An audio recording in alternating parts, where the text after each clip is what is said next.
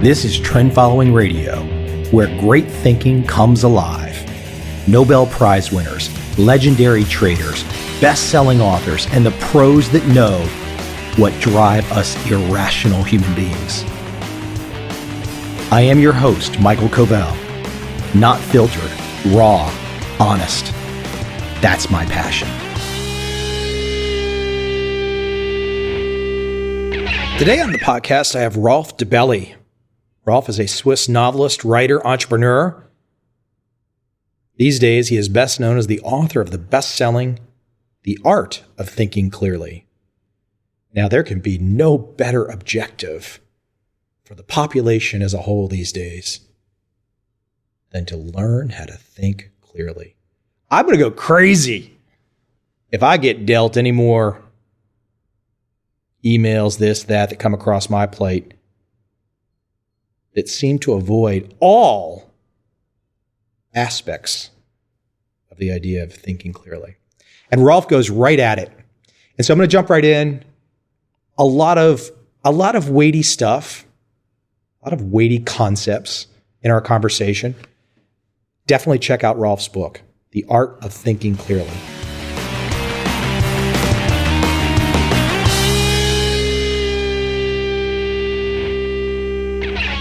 Self-help books usually add stuff to the life. You have to do this, and you have to go jogging every second day, and you have to lift weight, and you have to eat this food, and you have to add vitamins to your life.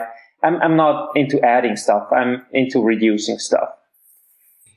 So since there's so many different ways we can go in your book, and I'm not going to force you to go down every chapter, even though I think it'd be terribly interesting to me. I was looking through and thinking some examples in my life, and maybe you could now I'm going to go into specific ones that you brought up too. But for example, a young lady I was speaking with recently, she wanted my opinion on a multi-level marketing scheme which she was involved in.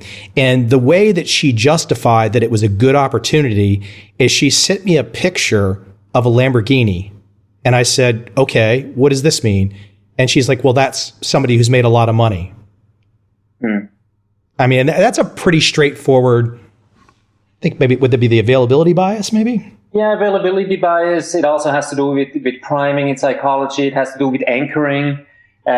You anchor that as your goal, and then you have a picture. Images are always way more emotional. That's why they stick better than statistics. She could have given you statistics of her business and say, look, the average person in this multi-level marketing makes X, and then the 20% at the bottom make Y, and the 20% at the top. And so she could have given you the whole statistics. But it's much more impressive to share a picture, and you see this with the people in the in many fields of helping African children, for example, fighting hunger. They don't do this with statistics. They do this with images of hungry children. And same thing with animals. World Wildlife Fund doesn't do it with statistics. So images, stories, movie clips, extremely powerful. Well, I think you bring up a good phrase that if I had to go back in time as a young man and as I was approaching college, I think statistics probably would have been the one class where I would have put a lot more effort. I think it's a way of thinking, a way of understanding that I don't think the average person really wraps their arms around, do they? Yeah, statistics is underrated. We take calculus in school, and we do all kind of strange things that you will never use in your life again. But statistics you can definitely use, especially since the world is not deterministic from our point. I mean, in the basic, it's deterministic. But if you look at life from our kind of vantage point, a lot of things can happen, and we have a lot of experiments from different people happening at the same time in this world. It's really an opaque world, and the only way to capture this opaque world is by statistics. That's in a nutshell, you can capture it the best through statistics. It doesn't come natural. That's why we have to learn it. It's not a natural way of looking at the world. Yeah, I'm going to jump around on you because in some ways, when I was reading your book, I felt like I was jumping around. I got some feedback from a friend, and a friend said, well, I had a hard time getting into it. I was like, hold on. I was having aha moments on every page. And I was like, and maybe it was just confirming things that I had learned along the way. One of the things that I always tell people, they say, well, what did you get out of an MBA program? And I say, well, actually, I didn't get much, but I got two things out of an MBA program. And the definition of a sunk cost and the definition of an opportunity cost. Why don't you run with sunk cost for a second? Yeah, the sunk cost is one we always fall into. Let's say you have, let's say you've booked vacation. You've booked vacation for your favorite city is Paris, the city of love, and you've booked vacation on a certain week for $1,000. You can't change that week around. You can't send friends. So either you go or you lose $1,000. But, a mistake happened to you, and in exactly the same week, you also booked vacation in another city, let's say New York, for $4,000. So the question, again, the same deal, you can't change it, you can't send your cousin there, you have to go or you lose the $4,000. And the question is, where do you go? You go to your favorite city, Paris, and you lose the $4,000 you've already paid for New York, or you go to New York and lose only $1,000 for Paris. And most people say, well, I'm going to go to New York because then I'm only going to forfeit the $1,000 that I paid for Paris. But you've lost in total $5,000 anyway for both cities total. So go to your favorite destination, which is Paris. And that's the sunk cost fallacy. Stuff that we have paid in projects, stuff that is lost, costs that are not recoverable should not have any impact on how you go ahead, how you decide now or in the future. That's lost. But many people still think, wow, I invested so much time in this project, or I invested so much time in the relationship, or so much effort in this field, or so much money in this project, we have to continue it for this reason. And that's wrong. That's the sunk cost fallacy. Yeah, it's very strong, and sometimes I think and I'm sure you felt this with your book, is that you can lay this all out, you can make it so easy to grasp, you can bring down to earth stories, but I think a lot of people could still, maybe they're not going to even pay attention, or they're not going to grab it completely. Do you find that it just in kind of your travels and your speaking, just the idea that these things seem so logical, they seem so basic to just good operations as a human being moving through life, but it's very difficult for many of these. Yeah, it's very difficult. It's even difficult for me. I fall into these traps from time to time too. And, I've written the damn book. So sometimes I catch myself. I'm like, damn, this is a sunk cost fallacy. They shouldn't have an impact on how I decide right now. The reason is logical thinking is very hard. It takes a lot of energy. It is slow. It's painful. And that's why it doesn't come naturally. We're naturally good with snap decisions, with processes we've had for, our ancestors had in the Stone Ages. Can I trust this person or can't I trust this person? This is a question that even happened 50,000 years ago, 1 million years ago. So we don't really have to think hard about these things. But when it comes to the new world, the modern world, the complex world with financial markets and, very complex bureaucratic structures, all this stuff, our brain makes mistakes. And there it makes sense to think logically and hard. That's painful and it's hard to do. I'll give you one right in your wheelhouse. You mentioned the financial markets. So for the longest time, everyone that's listening who was paying attention during that time realizes that Alan Greenspan was held out as a financial wizard, so to speak. He was just the guiding hand that led everybody down the right path until 2007, 2008. And then the history books get rewritten. And why don't you talk about the bias that was going on there, that where we gave so much credit to this one man just because markets were going up? Yeah, and that's two biases. One is the authority bias and one is the outcome bias. Authority bias means you have so much respect for an authority, and no matter what he says, it can be a stupid thing, you take it for face value. And this happened when you look back on Greenspan. I mean, he mumbled stuff. You could barely understand what he meant with it, but the markets reacted frantically to every of his utterings. So that's authority bias. Authority bias means please stay away from believing everything in authorities. It doesn't matter. Just look at what they say. Does it make sense? It doesn't matter who it is who says it. So that's the authority bias. And the other one is the outcome bias. If something goes well, and it's been going well for, in 2000 until 2007, the economy has been growing. And then, of course, you think it was all Greenspan because he, had this perfect monetary policy and he had fine tunings and stuff. He was just lucky guy that the economy was going well. But we then project skills into him that weren't there. And that's the outcome bias. But never judge a decision by the outcome. Judge it by the process, how the decision comes about. The first time I really saw the phrase just process versus outcome, I think was with some of Michael Mauboussin's work out of Legg Mason. And obviously it's not necessarily something new, but Michael was one of the first places I caught that. So I have an example that I want to give you, and I want you to kind of I want you to go at where you would see the biases here. A few years back, I had the opportunity to go to the offices of CNBC. And I wasn't going there to be on air, but I was just going there to speak with somebody. And so as you walk in, you see the whole behind the scenes set, so to speak. You're now at the Truman Show. You're watching how they make the sausage. And I don't think a lot of people think about that. They don't think about what's going on behind the scenes. They see the front end, but they don't think about the back end. Talk about what's some of the issues going on there and how people don't think through fully what's going on. Just it's the idea of people, even for example, let's say a fund, people have their idea of how a certain fund might operate, let's say a great hedge fund manager. But if you were to get behind the scenes, what you see is completely different often than what people expect.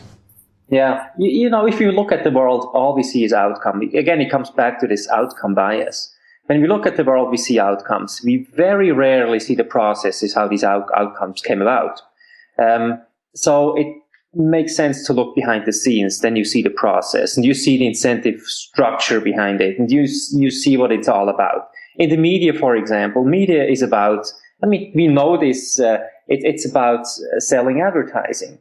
It's not about giving you knowledge or, giving you good pieces of information. You can do something with it. It's trying to capture your attention and focus it on the advertising. We know this, but we forget it all the time. That's why one reason why me personally, I don't consume news, for example. I don't have a TV, I don't have radio, I don't read newspapers or magazines, because I know what is in there is trying to sell advertising. It doesn't give me really knowledge. Then I'd rather read a book. And thank God they don't have advertising in it yet, the books. It might come in the future, but so far we're still fine with just paying for content. So staying away from news is one point of thinking clearer, because you're not influenced by all these, crappy pieces of information that's basically just white noise. Yeah, I was just about to ask you about the news issue, because you've really been pounding that. And there's a PDF that I've seen of yours out there too. But the idea, I think, for most people of news not being relevant, it's almost like we've become a society where we're all practicing to become masters of trivial pursuit. And it truly is just putting all kinds of stuff into our heads that it's almost like junk food. It just doesn't do anything. There's no value add. And it just keeps rolling along on the treadmill every day, more and more and more of it. And it's like, what is it used for? So you're at the cocktail hour. We can chit chat with people and tell them how much our Trivial Pursuit knowledge has done well in the last week. It's kind of crazy. It's totally crazy. It doesn't even add no value. It takes value off from you. We read about, or we consume about 30 to 40 pieces of news a day. That's conservatively speaking. So you take maybe 10 stories in the morning, 10 during lunch, and 10 in the evening, and then you have your 30. That's about 10,000 per year. Now think about this. Of those 10,000 news messages that you have consumed, your brain has consumed in the last 12 months, tell me one that has allowed you to make a better decision for your life, for your company, as opposed to not having that piece of information. And if you think about this, many people have a hard time coming up with just one piece of news. Maybe there's one out of 10,000. But what a miserable efficiency. Dragging yourself through all this mud of information for just one piece or even zero nuggets of really valuable information. And that's why it's best to just stay away from it. Also, news has another effect. News gives you the illusion that you understand the world, but you don't really understand the world. Because news is like the flickering on the surface. But what I try to find out is what are the generators of the events, not what are the events. I'd like to find out what are the generators of the events. And news can't give you that knowledge because news snippets are too short to explain you the connections and the inner workings of these generators. So books or talking to experts, that's the way to go about knowledge, of really understanding the world. News just gives you the illusion, and that illusion is dangerous because you might take bigger risk than you would actually do if you really understand the world. You were talking about the illusion of knowledge in your book, and one of the things you says is the next time you're confronted by a rival, consider killing him not with kindness, but reams of data and analysis, just useless information. Exactly. Give him big data. Right. Big data is now all the rage, but big data, it's just a lot of, you're looking for a needle in the haystack. Big data, the haystack just gets bigger. That's all it is. So you actually have a harder time finding the needle. So information overload is really bad. That's why stay away from it as much as you can and focus on long pieces, long articles, 5 pages, 10 pages, or even book size pieces that give you the connections and the generators. So, one of the ones I caught in your book that I thought was a clever title, and it made me think back to an experience I had in the mid-1990s as a young man first playing around with Macintosh computers. And I was like, oh my gosh, this is so awesome. There's all this shareware, and I can buy these little cool programs to do all these little things, and, shareware. And so then 15, 16, 17 years later, they now have something called the App Store. And apps are all the rage. And so it's gone from being like just a kind of a techie geek guy 15, 17 years ago looking at shareware to now it's like everybody wants an app. And I think it gets to the concept of what you call Neomania. Yeah, Neomania, that's a concept also from Nassim Taleb. He's, by the way, you can read a lot of the stuff that I have written in different language, also in Nassim's new book, Anti-Fragile, which is excellent. But I've tried to put it in a different perspective. But Neomania is the fact that we think what is newer is better. But if you look around your world, and if you look around technology, I drive a car. A car is a 100-year-old invention. I am wearing trousers. Trousers is a 4,000-year-old Celtic invention that's still with us. Shoes is about 8,000-year-old invention. So we are surrounded with technology that's very, very old and that stays around. And the new stuff, apps, they come and go. It's not additive, but they just come and go. A new app is out, it disappears. A new phone is out, it's hype, it disappears. So there's very few technology actually really sticks around. And there's a little trick of judging how valuable a technology is. If it has been around for us for 100 years, we can say, okay, it might it might stay around for another 100 years. If it's been around for 1,000 years, it might stay around for another 1,000 years. But it's just brand new. An app, probably it's going to drop out of our favor in a couple of weeks. Let me go into your wheelhouse with something that I think is terribly important in today's world. And you mentioned your friend, the author of The Black Swan. And this spring, I gave a bunch of presentations to funds all across Asia. And generally, since I was giving more of a quant style presentation, more of a statistically driven style of trading, a lot of these value-based fund managers they kind of tune out in the beginning, except when I would bring up one thing. I would kind of look out the window and say, but guys, even if you're not really paying attention to me, and just kind of paraphrasing here, I can see out that window. I can't see it, and I can't tell you when it's going to land, but there's a black swan out there, just kind of moving through the sky, looking to land, looking to blow your fund up, maybe looking to knock your job out. And Rolf, why don't you go through the idea for the layperson out there to just kind of explain the black swan in kind of a concise sort of a way? Yeah. Fundamentally, it's the problem of induction. Black swan, for many centuries, people in Europe have only seen white swans. And they inferred that there are no black swans because you couldn't see a black swan until they discovered Australia. And in Australia, they saw one black swan. So one black swan, one observation is enough to kill your complete previous theory that there are no black swans. So it's an unexpected event that completely turns upside down your theory that you've had for many, many millennia in Europe, that there are no black swans. And that's a problem that was first mentioned by David Hume and then Popper and a couple of other philosophers. And Nassim picked it up and explains that black swans are events that we think they happen very, very extremely seldom, but they actually happen a little bit more frequently than we think, and they have a bigger impact than we assume. So the outliers are way more important than we assumed in the past. That's the idea of a black swan. Now, Nassim has written a fabulous book about this, and I encourage everybody to read it and buy it. But basically, outliers are more important than what we thought in the financial markets, but also generally in technology, in science. Outliers count a lot. Yeah, it's definitely something. And I mean, how much do you think that's? I think I don't know. I know where the answer is going to be, what you're going to say. But if you look at 07, 08, and then you look at some of the actions of maybe perhaps the United States Federal Reserve to resurrect the stock market, how much do you think the general audience really learned about black swans? And I mean, you turn on. Obviously, you're not turning on the news, but the idea that it's just not a discussion, even, I mean, in some circles it is with his work at the Black Swan, but it's still something that's very under the radar, at least from my perspective. Yeah, it's under the radar for the general public. And, you start to stabilize an economy with huge amounts of, cash infusions and whatever programs.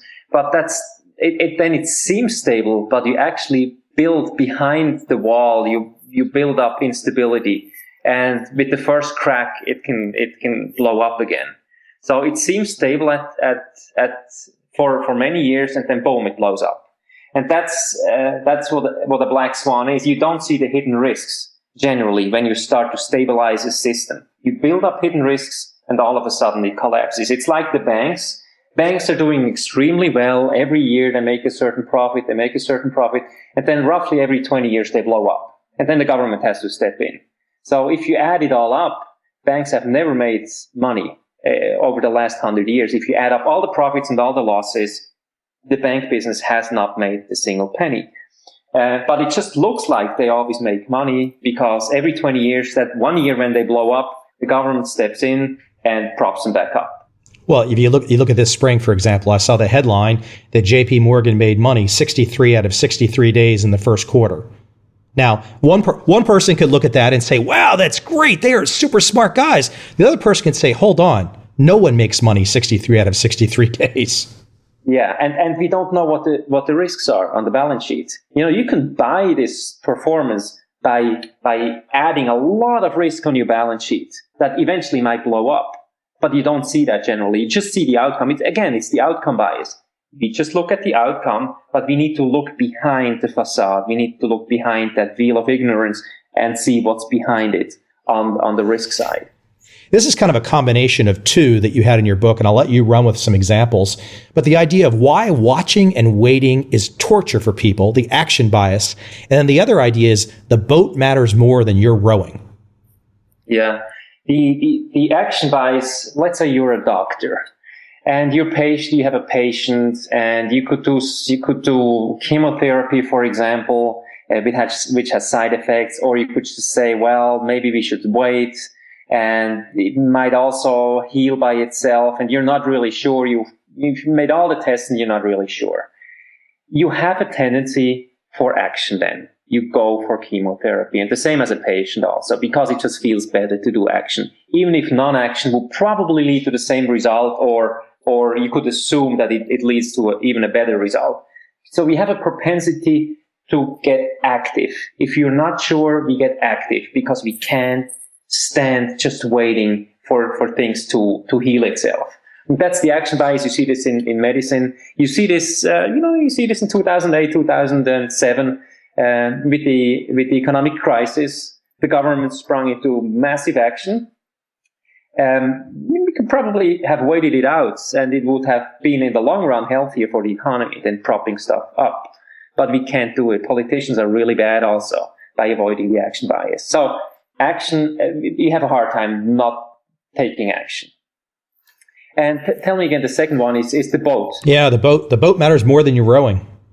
That's the quote from Warren Buffett. And he's right about this. If you look at the industry and you look at CEOs and how well they're doing or how well these companies are doing, it really is tied to the economics of a specific industry.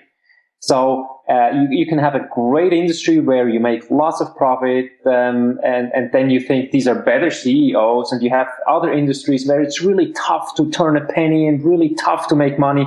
And then, of course, we think these are not as good CEOs, and they get turned around more, and they get fired, and you get another CEO. Generally, it matters. The CEO is not that important. Not even the strategy is that important. It's how well is the industry doing. And if you have just a few players in a big, nice industry, fat industry, consumer, not electronics, but the consumer business, Gillette and so on, or Nestle, or you take big pharma business, you can be there, in a fat business, and that's much more important than how you roll. So when you think of in which industry are you going? You come out of business school or any university, and you think yourself, where do I want to go? Look at the economics of a certain industry and pick the industry first when you go into your field. I'm sure there's some listeners out there that could think mistakenly that we're having a bitter conversation. That some of these issues are about being bitter. And I think what people need to understand is this is just a way to have frankly, a nicer life. If you can think through the distraction and think through, and I'm going to let you jump with this one, but the idea of choice. And you've got this great little section in your book where you talk about closing doors, setting fires to ships. Talk about the idea of closing doors. Yeah, that if you have too many options, you get distracted. And sometimes you have to learn how to close doors, how to close options. We have a tendency to leave all the options open. In a relationship, we'll have this option open, and then, I'm married, but I'm also going to have, a little affair here and there, or I have a job, but then I have some side jobs, I'm doing side careers, or I study something, but I'm also studying 3 other things on the side because it gives me options. This notion of having as many options available to you as possible is not a good one because it distracts you. It's better to close some of the doors. I'm not saying all doors except one, but close some doors because doors distract you. You can't focus a lot of energy onto your main door, into your main room then. So closing doors is important. The other one is the paradox of choice. The more choice we have, the harder it is for us to make a decision. If you go to your supermarket, you have an abundance of, let's say, yogurts. You have 300 different choices of yogurt, and you will never be happy because you'll never be sure whether the yogurt you pick, that specific brand you pick, was the perfect one. So it makes you happier if you have maybe 3 or 6 types of yogurt left, only 3 or 6 types of yogurt on the shelf. That makes you much happier than picking out of 300. So limiting choice has a certain way of making you happier. Even though I'm not currently living in America, keep one thing about this choice idea. America is built currently on the idea of waking up on a Saturday morning and going to Walmart, where you are faced with more choices of assorted plastic formations than you will ever know what to do with. But that's what people love. People love the idea of walking into these mega warehouses with choices for just everything that it never ends. And I think if the typical Walmart was 6 times the size of the current one, they'd love that even more. Yeah, I think so too. It almost has something like entertainment to me. It's almost like a video game. You walk into a major mega store of a Walmart, you go around. It's more of a game, more of a huge. It's almost like watching a movie. You walk through the aisles. It's like watching a movie. It doesn't really add to your life, to the quality of your life. It just distracts. But the people there think just the opposite of what you said. Yeah, they do. But science is clear on it. You're much happier when you have a limited choice after having made a choice than when you have a huge sample of things to pick from. The same happens when you are with online dating. With online dating, in the past, you were in your village and you were looking for a mate to marry. And let's say you're a man, you're looking for a woman, and you had maybe 4, 5, 6, 10 women of your village that were available to you, and you could pick one of those. You knew a lot of information, background, you knew the family, you knew their characters. And now with online dating, you have millions of potential mates to pick. And it narrows down your criteria down to, for men, it's just about beauty. You just want a beautiful woman. And all the other qualities go out the window. So it becomes a one-dimensional type of decision the more choice you have. Yeah, that's sad that we're at that point. I mean, and it's going to get worse. I can't imagine that particular issue will get better anytime soon. Mm.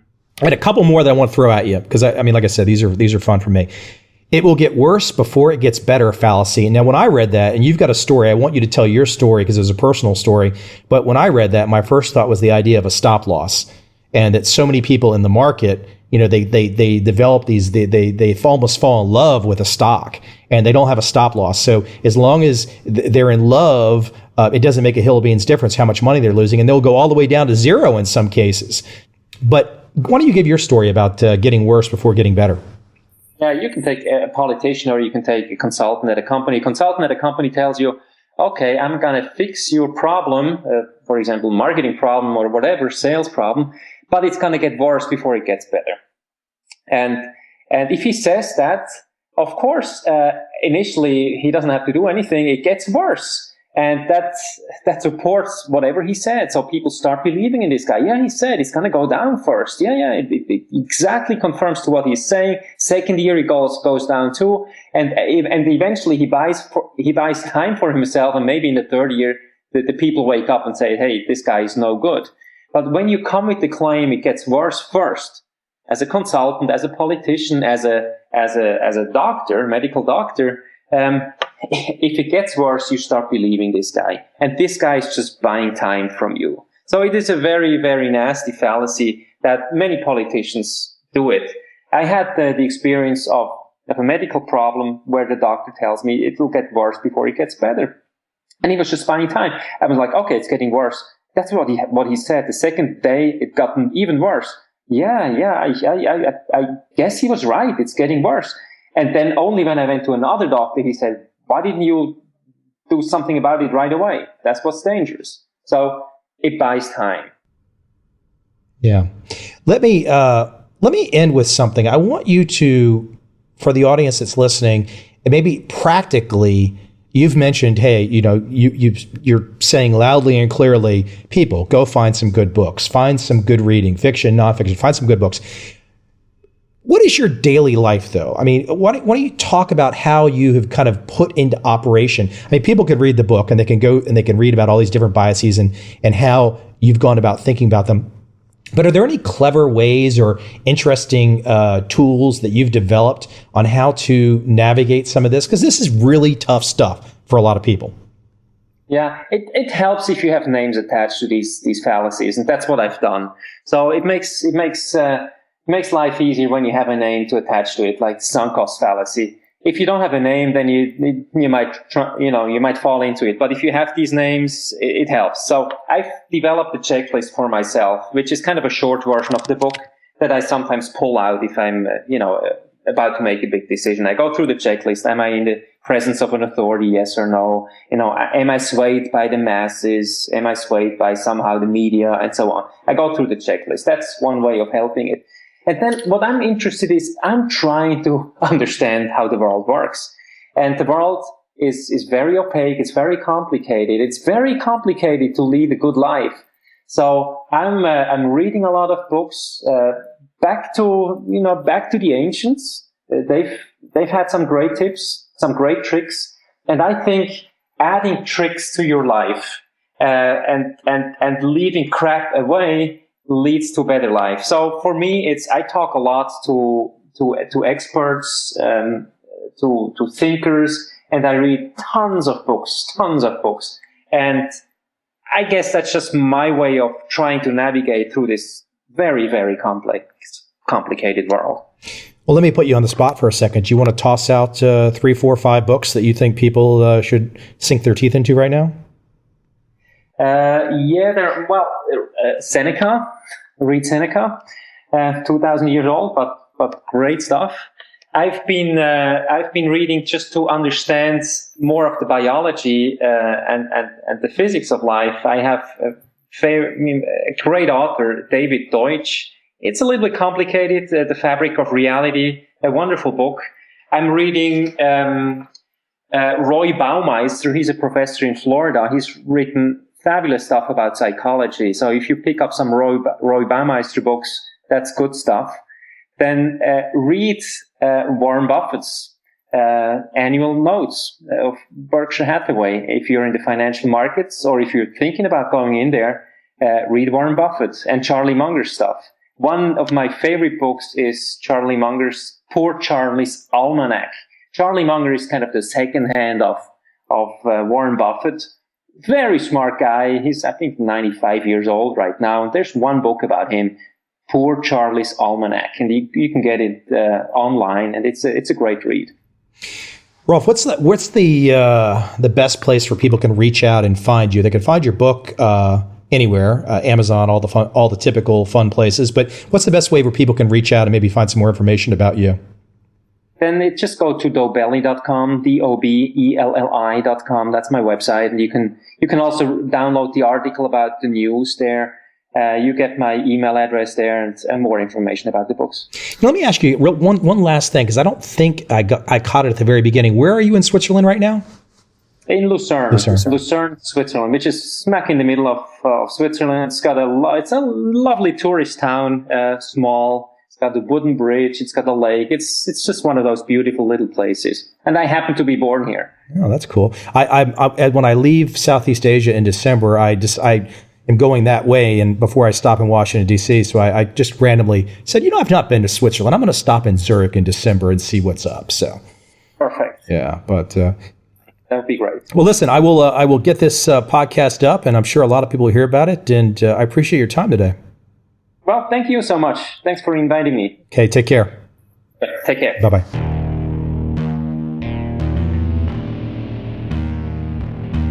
I see a time when those awake will understand how to make money in up, down, and surprise markets. Whether new trader or experienced, college student or financial advisor, protecting against a crash or just trying to make a lot of money, trend following offers everyone an answer in uncertain times. To get started immediately, send me an email, michael@covel.com. I will send you the right trend following steps to take along with my free video. But if you want to buy and hold, trust the government and trust Wall Street, this is absolutely not for you.